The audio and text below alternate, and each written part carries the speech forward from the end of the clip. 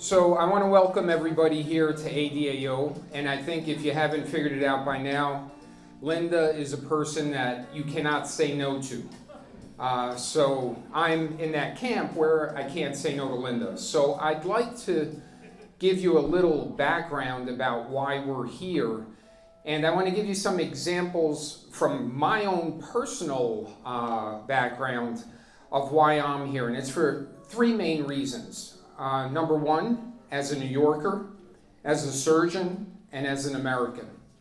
So as a New Yorker, I grew up in this city, and I worked in the World Trade Center. In the 80s, I worked for UPS in the South Tower, and I delivered to every single one of these little streets here, Beaver, Liberty, Wall Street. So I sort of know this area like the back of my hand, and when those towers went down, part of my heart went with it.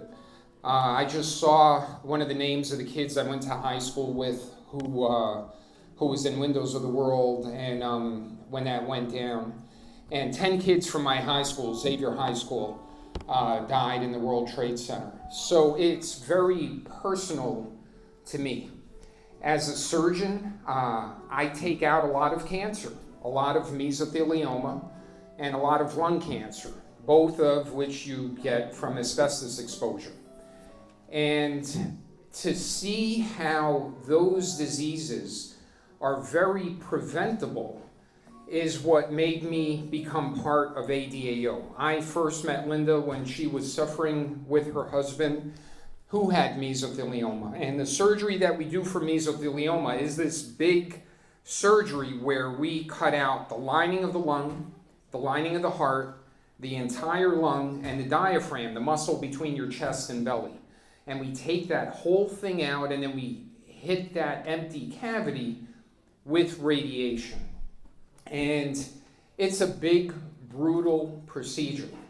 But if you've seen anybody dying from mesothelioma, you know that is a brutal disease to die from. It spreads through the tissues. It constricts the lung like a boa constrictor. It doesn't invade certain organs. It basically constricts them. And it gives you an awful, painful death. And usually the family is there suffering with their loved one. And like I said earlier, we take the Hippocratic Oath as doctors. And in the Hippocratic Oath, it says, I will prevent disease whenever I can, because prevention is preferable to cure. So that got me on board with Linda. When I first met Linda, I did not know that asbestos was legal in the United States. And almost everybody that I know, including surgeons, have no idea that asbestos is not banned in the United States. And so when I first heard this, I had already been operating on meso patients for about 10 years. I've been operating on meso patients now for 35 years. But when I first heard that, I felt stupid. I was like, how do I not know that asbestos is not banned in the United States? I'm operating on these patients every day. And so she opened my eyes, and I saw an outlet to make a difference. I believe it or not, I still have faith that government can do good things.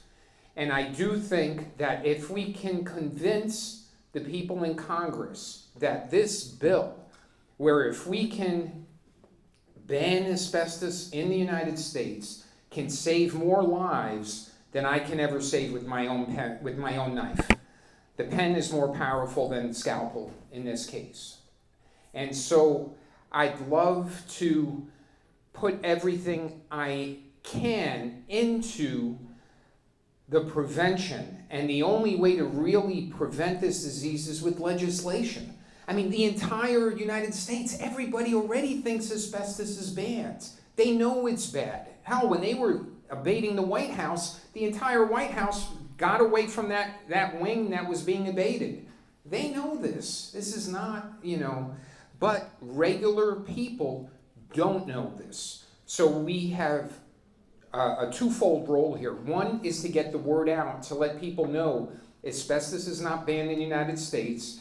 And number two, to pass legislation. And if we can do that, we would have saved more lives than all the surgeons in the United States. So I want to welcome everyone here, and I want to make way for our keynote presenter, John Feal, who will talk to you now. Thank you.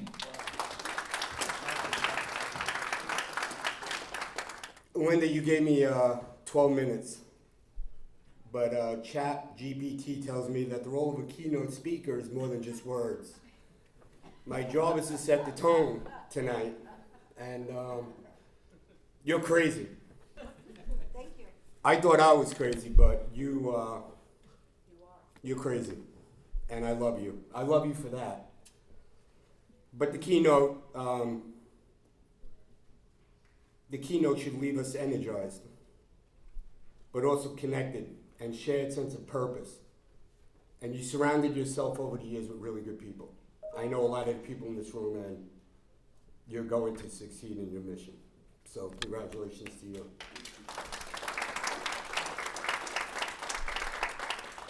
"15 years ago, I got an acre of land donated for $1. And I built $1 million park on it. And it's dedicated to those who have died since 9/11. First responders and volunteers.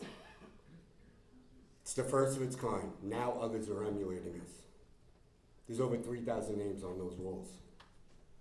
Tomorrow morning, we'll do our 15th annual event. We're adding 362 names. As I speak, my boards are setting up the park.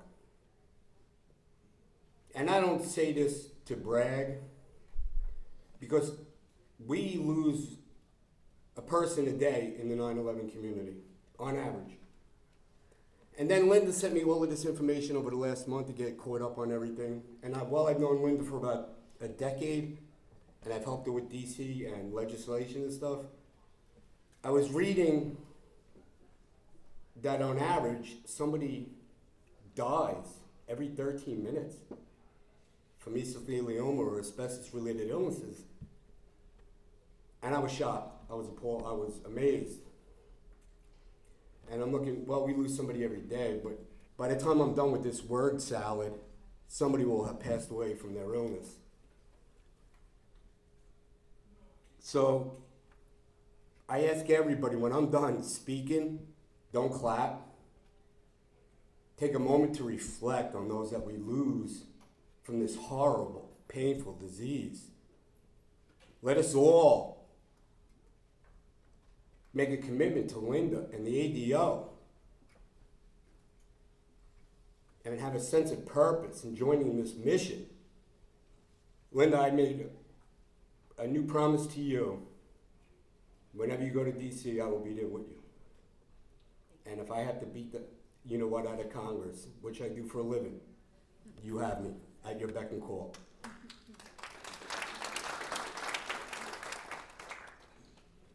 So Linda, Emily, and the ADO board, I am humbled to receive the Alan Reinstein Award. This prestigious award that bears your name. But I gotta ask you, you've been around for 20 years, right? What took you so long in honor of me? And why don't I get this every year?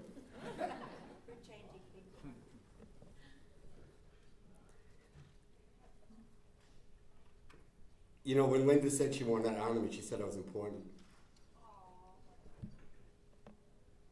And if I give you my resume, this doesn't match the resume.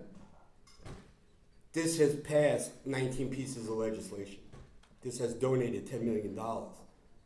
This has donated a kidney to a complete stranger. But this is average. You are exceptional. And you deserve the Alan Reinstein Award. My mission, my path, my journey is heavy enough. It carries the weight of the 9/11 community and the veteran community. And for those that don't know, John Stewart and I got the burn pit bill passed for the PACT Act for $300 billion for veterans who are suffering just like 9/11 responders.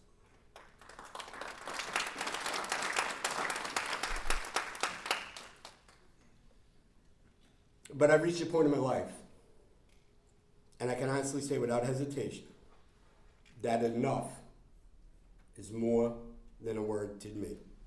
I've had enough. 22 years. While this award is humbling and I'm honored, in my humble opinion, awards slow us down on our mission. I believe people get complacent, and that's not in my vocabulary. I believe people become content when they get too many accolades. I believe it distracts us from what we're here for. The true meaning of tonight is to be here and support the ADAO, not listen to John Feal fumble some words. You know, Bridget Gormley, where are you? Bridget, her father was FDNY, he died of cancer. Bridget has my New York State Liberty Award. I gave her my New York State Liberty Award. It's the highest award a civilian can get in New York State. Sitting next to her is Rachel. Rachel has my New York City Bronze Medallion. It's the highest award a civilian can get in New York City. Lee, a managing partner, a partner over at Barish and McGarry, Lee has my WWE Championship belt given to me on the 20-year anniversary of 9/11. I didn't want to give that one away, but he's got it. Michael Barish, sitting up front here, was given a humanitarian award a couple years ago by an amazing cancer foundation. They wanted to give it to me. And I said, no, I want to give it to Michael. And they said, you can't do that. We want to honor you. I said, but he's more of a humanitarian than me. Giving me a humanitarian award is like giving a rattlesnake the Pet of the Year award. And then they said, okay. And I said, as a true humanitarian, I want Michael to have it. And then they agreed with me. The deal was I had to introduce Michael. And I said, okay. As soon as I introduced Michael, I left. What do you call it? I boogied, Irish exit. I Irish exited because I didn't want to steal the night from Michael. It was Michael's night. This award, the Alan Reinstein Award, I'm going to dedicate to Dr. Yasmin Felice. Yaz, stand up.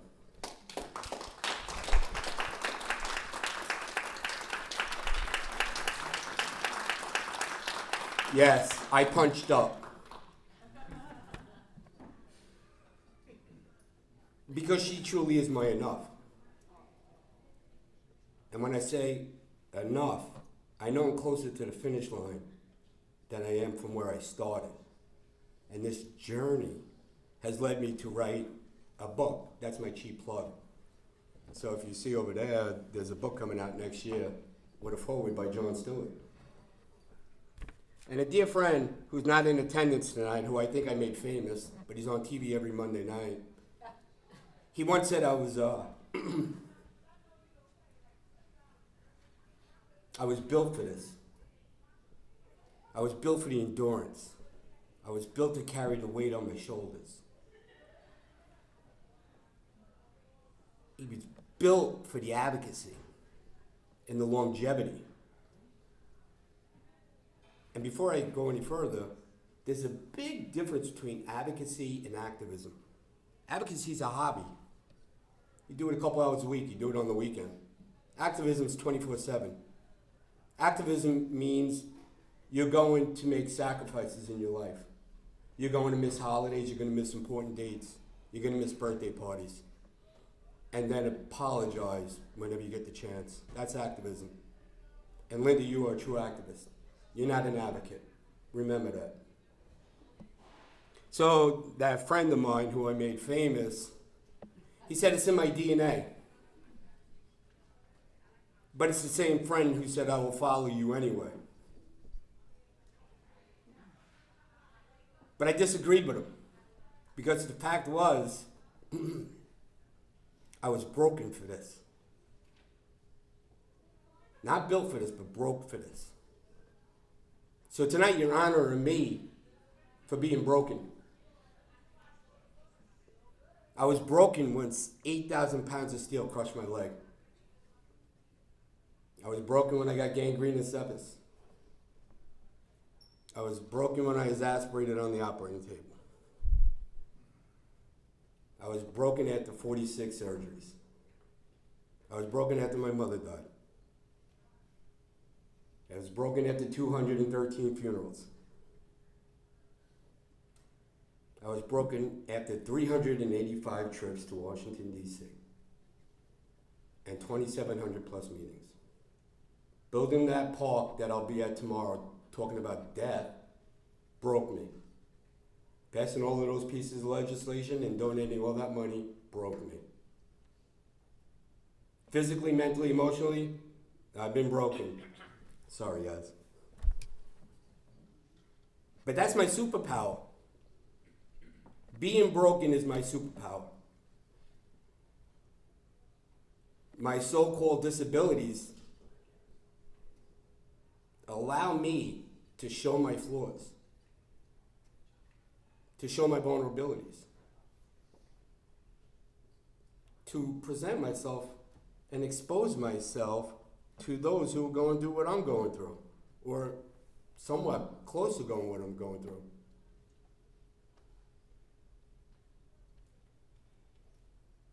It gives us a chance when we expose ourselves that we're vulnerable and exposed and flawed to come together and collaborate. Linda, you're flawed.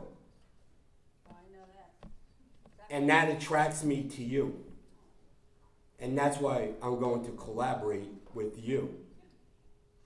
But this is how you work together. No matter your education, no matter your skin color, no matter your wealth, when you show others that you have more in common, it's easier to move forward for the greater mission and the masses of the people that need our help. So as I reflect, maybe that not so famous comedian who wrote the foreword to my book, maybe we were both right. Maybe I had to be broken to be built for this. And with that being said, this will be the shortest keynote speech ever. Thank you.